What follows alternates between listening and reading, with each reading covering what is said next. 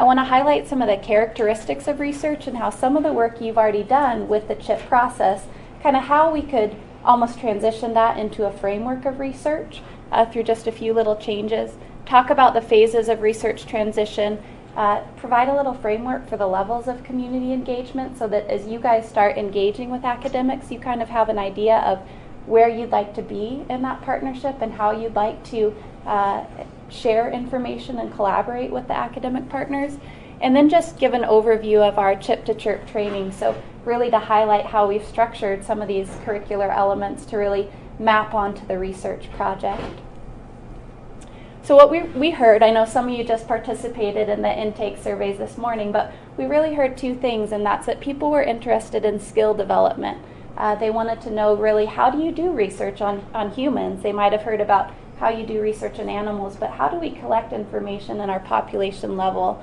Or some of you who work, for example, in public health or other agencies, you might have programs, and so people had questions. One person said, you know, I do outreach in the Latino community and I don't know what goes on behind the scenes to develop programs through research. I'd like to learn more. So people thought this was a real opportunity to build skills. We also heard strongly that people want to do things that can impact and benefit the community, and they really see research as one of the ways that your efforts can have a strong impact on the community and that you can evaluate what that impact is. So research is really valuable. This is a cartoon this says, then a miracle occurs. It's talking about the process and developing the equation, and the professor saying, I think you should be more explicit here in step 2. So part of what often happens is we might have programs that we do in our communities, but we might not actually know what the active element is that makes a program effective, or we might not collect data that allows us to say, you know, this is the real active reason why, say, we were able to improve physical activity, or we were able to increase awareness or performance of certain health behaviors. And so research really gives us a framework and a process to start asking some questions about things we often engage in our daily lives, but in a systematic approach so that we can really say, it's not just a miracle, but this is one of the reasons why. The thing I just wanted to point out is that we can pretty much address almost any question through research. You could look at how do you punish your child, or what's valuable. You could look at sleep disorders and academic performance. We can look at chronic pain and depression, you know, which comes first, or are they co-occurring, you know, do they actually influence each other? We can look at dog ownership, health and physical activity, you know, so there are all kinds of questions you can look at through research. We can look at childhood obesity and how do we make policies that actually help us reduce this epidemic before it becomes prevalent in people's lives. So is the CHIP assessment research? So how many of you have helped out with the baseline CHIP assessment, where you guys do interviews in the community and you look at data on your kind of current health context here? Great. So what Beth has described is really what we call in the academic community a mixed methods approach, which is where you use qualitative data, which are the stories or the interviews that you guys actually participated in this morning, and you also use numbers or quantitative data, and you really look at the complementary nature and what each of those can tell you about the local context. So the CHIP assessment is really a process, you know, and it's a process to understand what's going on in your local community and what you want to tackle. And it's very similar to what we do in research, but research adds a little bit more structure and rigor and a very clear kind of protocol and set of processes that you're going to adhere to at front, as well as how you're going to analyze and report that data out. Okay? And so we'll talk a little bit more about how we can transition kind of this community health assessments that we do frequently, how you can add the research lens to kind of just make the scientific rigor behind those approaches a little bit more concrete. So what is research? So Webster, you know, he says the dictionary, investigation or experimentation aimed at the discovery and interpretation of facts, revisions of accepted theories or laws in light of new facts, or practical application of such new or revised laws or theories. Or the Federal Regulations Code that really specifies how we go about research and what steps need to be in place and what processes and what the rules are around research. It's a systematic investigation. We're testing things and we're trying to develop generalizable knowledge. So we're trying to collect information here at the local level or at the local context in a way that allows us to hopefully scale up some of what we're doing to other areas, or so that they can use the approach we use to actually address similar issues in their community. So characteristics of research, the CHIP assessment is, kind of a foundational start to how we might do research. But research really, you look at making it systematic, formalized, and really having an explicit process. So you have generally a protocol that you're going to go through, and you have an institutional review board that actually approves that protocol and makes sure that the benefits of participating in conducting this research outweigh the risks. And so they do a concrete review, and we actually will talk more about that and what they're looking for and why, because there's actually been a history of kind of exploitation of some underserved populations through research. Okay, so we want to make sure that doesn't happen.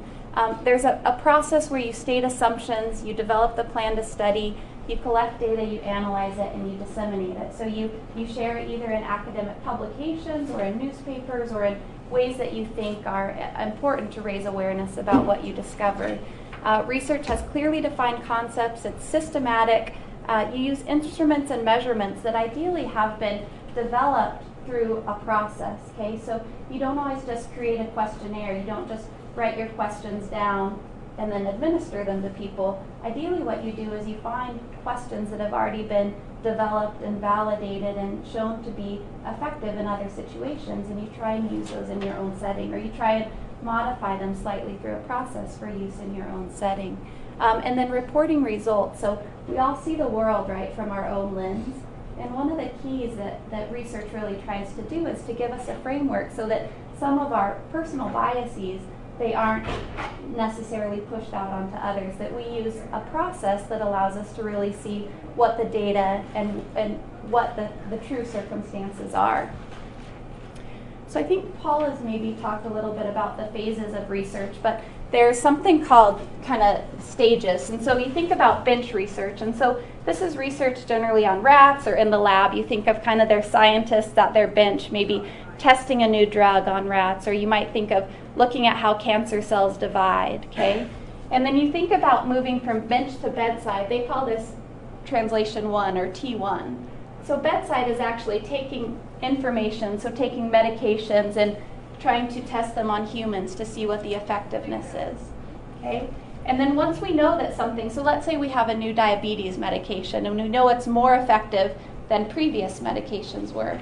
The next step is, well, how do we actually get that out into practice? And so T2 is really the developing of guidelines or systematic reviews, so looking at the literature and really saying, this is the best approach for treating a patient.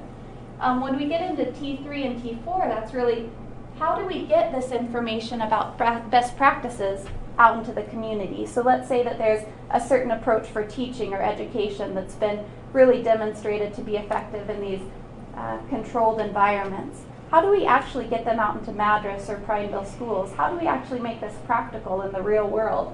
And they really call that translation and dissemination research. And the thing that's really important about translation and dissemination research is that, the context in a rural area is very different than the context in an urban area. And what you really need to think about is, how can we maintain what they've discovered to be effective about these interventions or about these treatments, but how do we also tailor them so that they're appropriate in our current environment and our current context, given who the players are and what things look like. So I just wanted to introduce a few key terms. And so when we think about research, we often start with a research question. So you might start with something like, well, how do school-based gardens influence, child awareness of nutrition and health behaviors?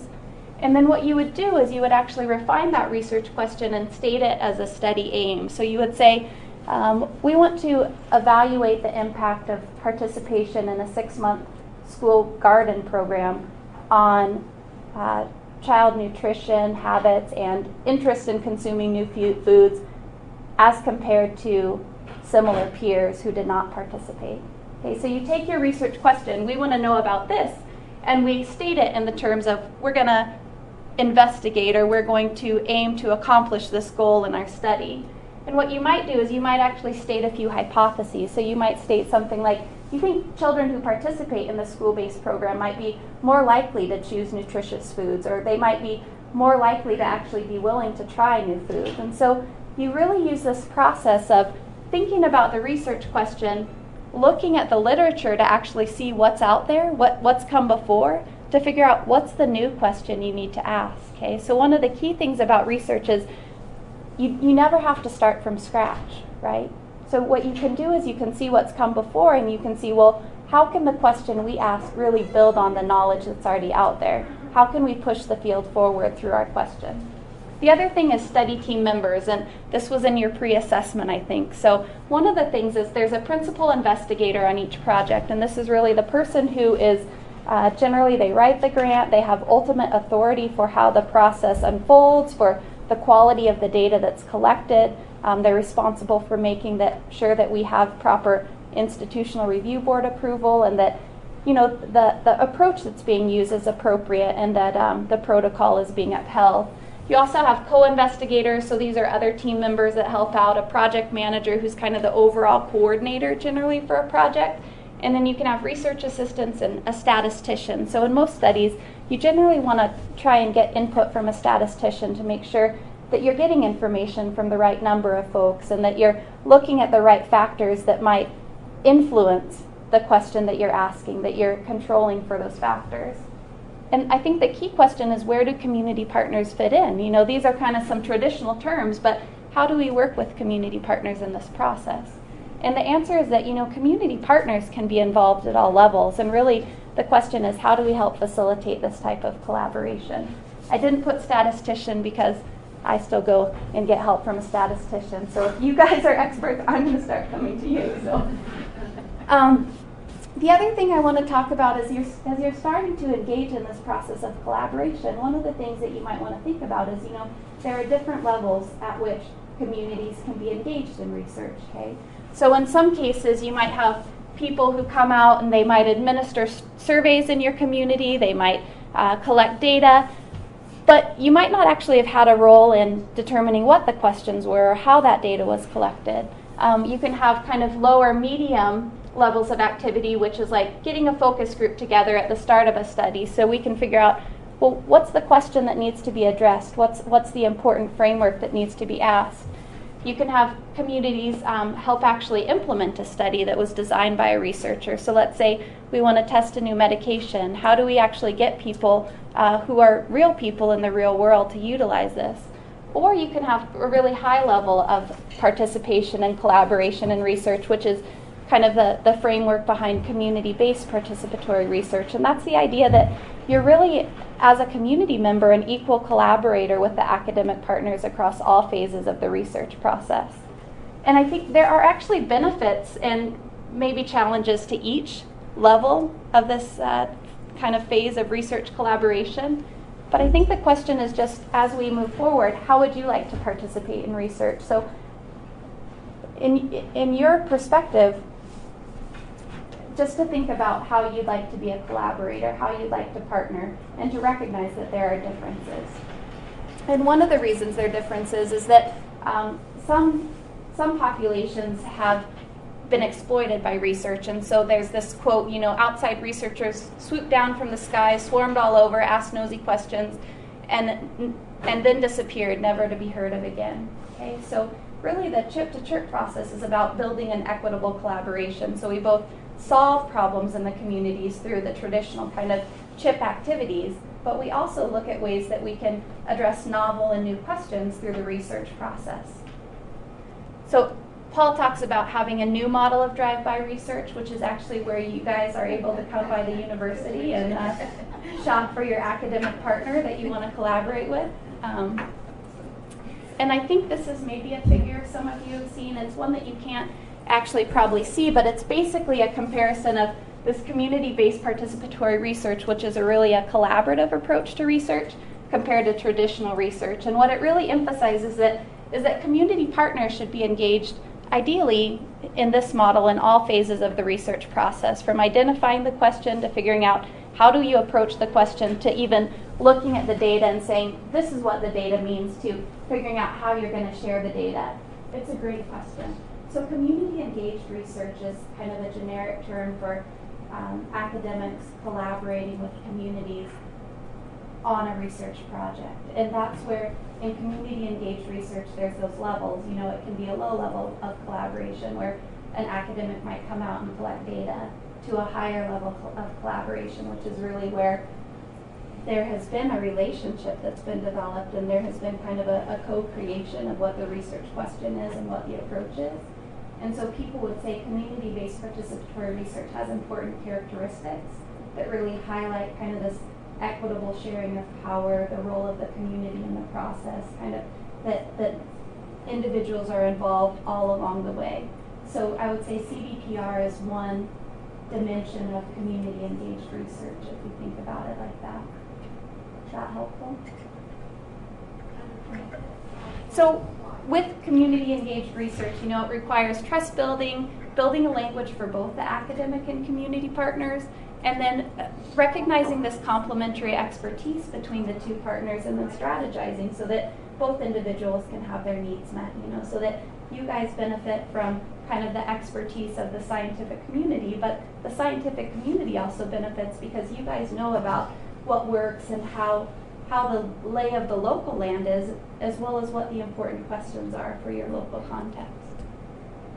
So the cool thing about community engaged research and Paul's chip to chirp process is that we can look at what the issues are on many levels in the community, and then we can think about addressing them through various different sectors. And so this is a figure that really talks about, you know, the CHIP assessment is the health issues identified by the community. So in this chip to chirp process, we're going to be looking at childhood obesity, I believe, and ways of starting to ask questions about how we improve childhood obesity.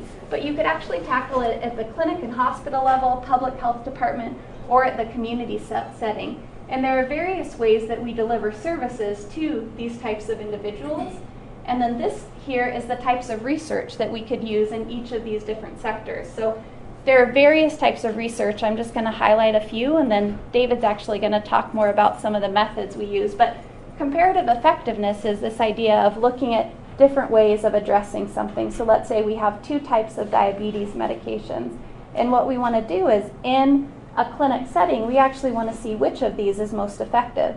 You know, maybe there's one that you have to take only one time a month. Maybe there's one that you have to take 2 times each day. And so it's really pitting two different ways of treating the same condition against each other to see which is the best in this local context. You can do surveillance, so we could see, you know, at Warm Springs, what is the actual prevalence of diabetes? And how does this relate to maybe the physical environment, or to weight status, or characteristics like that? So surveillance is really getting a picture of the lay of the land and what the levels of the conditions are. We can do evaluation research. So in the schools, we can maybe introduce a plan to look at how do we improve access to foods for these underserved children, or children who have food scarcity, and we can evaluate that plan to see if it's actually been effective. We can also do implementation research. So let's say that Lebanon, they have a pretty cool farm-to-school program, and what we could do is we could see, well, can we replicate that, or can we actually find ways to introduce that program here into our community in Madras? And so, as I mentioned at the start, the chip to chirp is really going to give you just enough information to really be dangerous. That's actually really what a PhD does, is it gives you enough information to start engaging in the research process and really start to think critically about kind of the world around you and how we can scientifically ask questions about the world around us. And so we have a process that starts with identifying this research question, and we'll do this through a series of ongoing activities that Paul will do, looking at developing a pilot partnership and then doing academic outreach. So how do we get academic partners who can help us refine that research question and design the study that we need to answer it? We'll do that refining through this Beyond Google. So Todd Hannon from the library is going to come out, and he is just going to help us figure out, how do you actually search for information besides just going into Google and saying, tell me about obesity, or what works, you know? And so he's going to talk about using academic search engines, We'll talk about getting grants. There'll be a panel selecting research methods, so David's going to talk about that today. We'll talk a little bit about the IRB, so history repeating. Why does the IRB exist, and what do you have to do to get IRB approval in order to actually collect data and do a study? We'll actually do a research study, so we'll talk about how you implement a project, and we'll actually, Beth Ann's an expert here, I think, by now, so we'll rely on you a lot for this. We'll talk about analyzing the data, so you might have seen p-values and confidence intervals and things like that, or how do you actually know that a study somebody has done has been effective? How do we look at that information that's presented in research papers? And then we'll strategize about ways to disseminate the findings, hopefully through both maybe academic means, but also at the community level. How do we improve and raise awareness about the important work you guys are doing?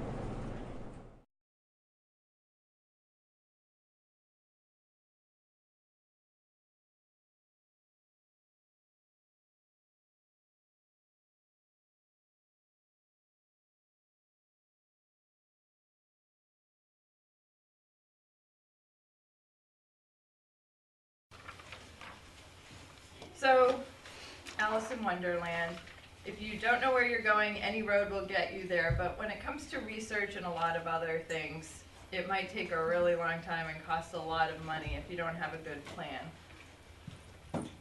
So at OHSU, when we get funding, we usually put in an application. If it's to the National Institutes of Health, it's usually 9 months on average before you hear back on whether you've received funding or not. So what happens is they say, okay, you're funded, and we go, oh, what did we say we were going to do? So we go run back to the proposal and figure out what we actually said we were going to do and how we're going to do it now. So we go through the proposal, we go back and look at who our target participants were. We go over the budget again to make sure everything's going to work out that way, and then do the project and how we're going to analyze the data. There's a principal investigator for every project. They're kind of like the boss person, and so it's their responsibility to go back to the drawing board and make sure everything's lined up, and assign appropriate tasks and roles to the research team that they're working with. And also to make sure they go to the IRB, the Institutional Review Board, before they start work. And I hope you guys have all watched it, but if you haven't, we have a video online of an IRB presentation.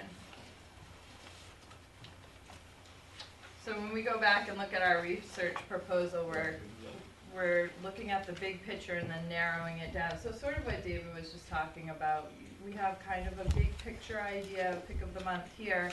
So what we need to do is narrow down every step of the process and really ask who, what, when, where, and why for everything that we're going to do. So we have a really good plan set in place. Some things we think about on projects are like, what if our research subjects drop out during the middle of the study? What are we going to do? Are we going to find new subjects, or do we have a plan to try to recruit them back? Things like that. All right, so you're thinking about evaluating pick of the month for the CREED pilot study. So one way that this is a lot different than normal is we know what our budget is before we've figured out what our project is, and you're kind of putting together your protocol or your project plan as you're getting ready to go to the IRB. So the project budget, we can say we want to solve childhood obesity, but we have $11,000 to do this project, so we need to figure out what we can actually do with that money. But one important thing to remember is every small project is really the piece of a bigger puzzle. So, as kind of the definition of a pilot project is you're going to answer one small project, question that then can go lead to something bigger, and you can go get funding to do a bigger project down the road. So we need to build a protocol for this project. It's really a roadmap for your whole study. It will detail the approach you're going to take, what participants you're going to use. So it sort of goes right down through the PICO questions. So who's your population and who are these participants? How are you going to recruit them? The method, are you going to use a survey? Are you going to use in-depth or focus groups or individual interviews or a mix of those? How you're going to go out and collect the data, a timeline. So what you're going to have to do is answer the 5 W's and the 1 H for each of those things. And again, having contingency plans is really important. Participant recruitment. So it looks like we'll be recruiting parents in the school system to possibly fill out a survey if that's the route that we want to go. So one thing you have to figure out is how many participants you need. And actually David will be talking about that a little bit today, and you'll probably get help from a statistician to figure out what size group you need, but I'll leave that to David for later.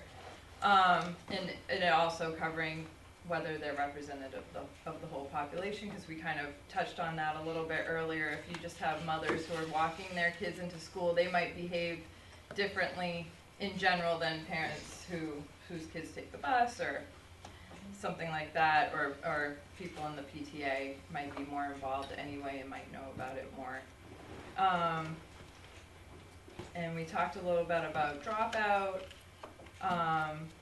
We need to build enrollment into the timeline, figuring out how you would get the survey to people and how they would be getting the survey back to you.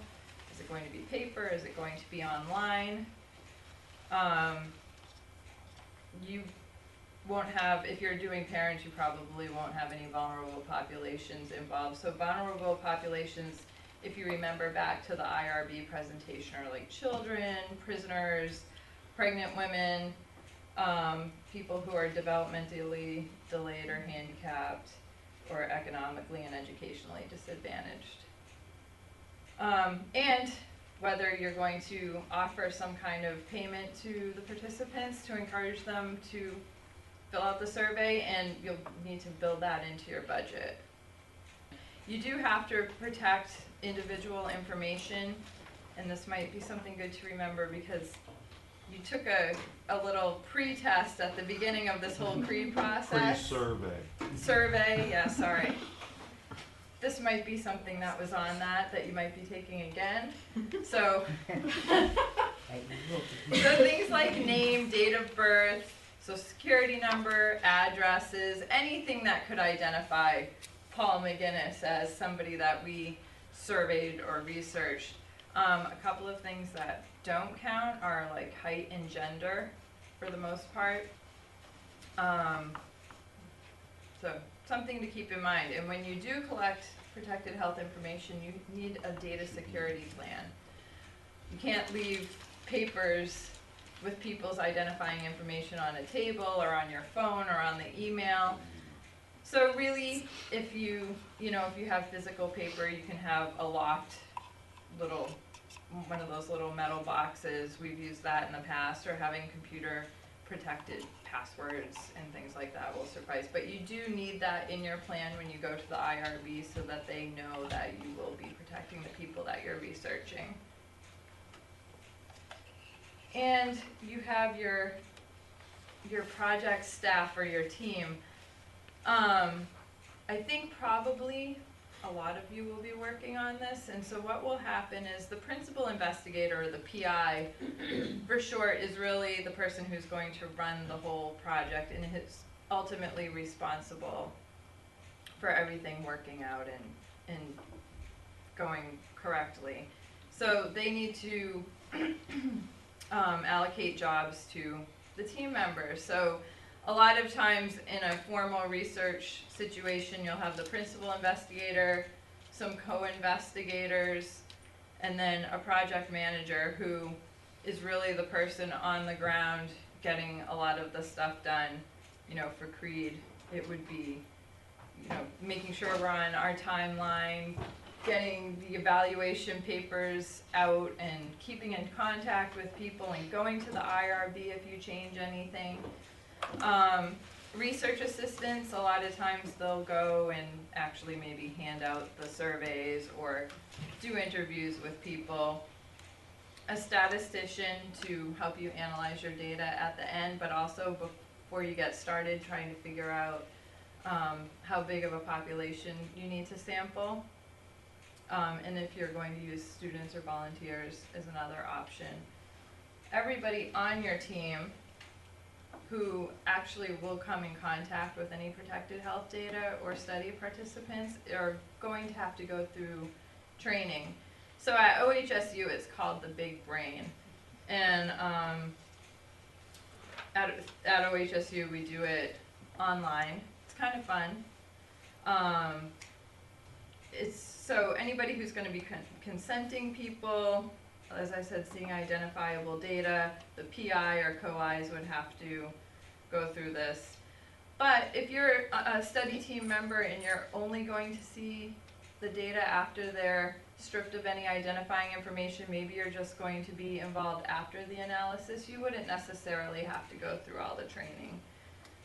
This is the CREED project. So this is just a quick little screenshot of what the IRB sees when we go to them at OHSU to get permission to do this project. You see everybody who's listed as a project member and whether or not they've done all of the trainings. You can see there's an infectious agents training that not everybody's done, but that doesn't apply to this study. So, but everything that we need to do, the conflict of interest in research, which is the COIR, HIPAA training, which covers protecting personal information, and RCR. Responsible conduct of That's research. right. I was like, I know what that is. Responsible conduct of research is the third training that we have to do at OHSU. So once we get a pretty specific question down and a pretty specific research plan with answers to the who, what, when, where, and why, and we think a little bit more about our population, we get our budget all kind of in order and our timeline in order, you'll have to prepare an IRB application. And actually we need to do this pretty quickly at this point. Let's see if I missed anything.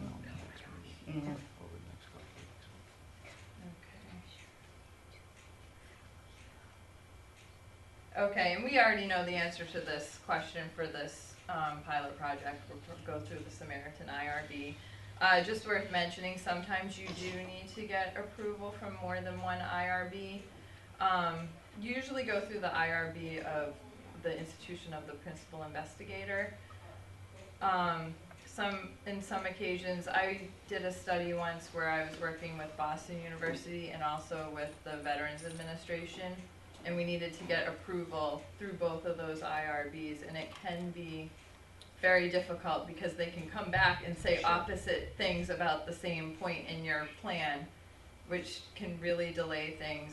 A lot of IRBs are working to try to get like agreements together, cooperative agreements, so that, say, Samaritan had another IRB that you had to go through, they might say, you know what, we'll go with whatever Samaritan decides and give you permission that way. So that's a kind of a good development that's been happening. Okay, so once you get IRB approval, you can go out and start collecting your data, and we'll get a plan for that together, and then analyze the data.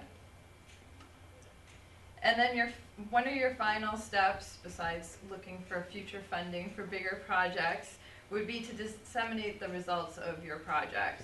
On the academic side, it's usually in the form of manuscripts to journals or poster presentations at conferences across the country. As far as the community goes, it's traditionally getting things out in the newspaper, going to different community groups, going to policy groups to actually institute policy change. But when we're doing community-based participatory research, as we're doing here, it's usually a collaborative process, so we'll be thinking of both outcomes as we go through. And our next steps are to design your pilot study, get your IRB application together, and do the city training for the IRB, and then go ahead and do the pilot project and analyze the results. Yeah, and we're still working, Melinda and I, on some academic matchmaking to try to get some investigators who are interested in working with communities on obesity and on all of the other topic areas that your CHIP group has found to be important in your community, so that in the future, if you want to do some more projects, we'll have researchers who are ready and waiting, hopefully, to work with you.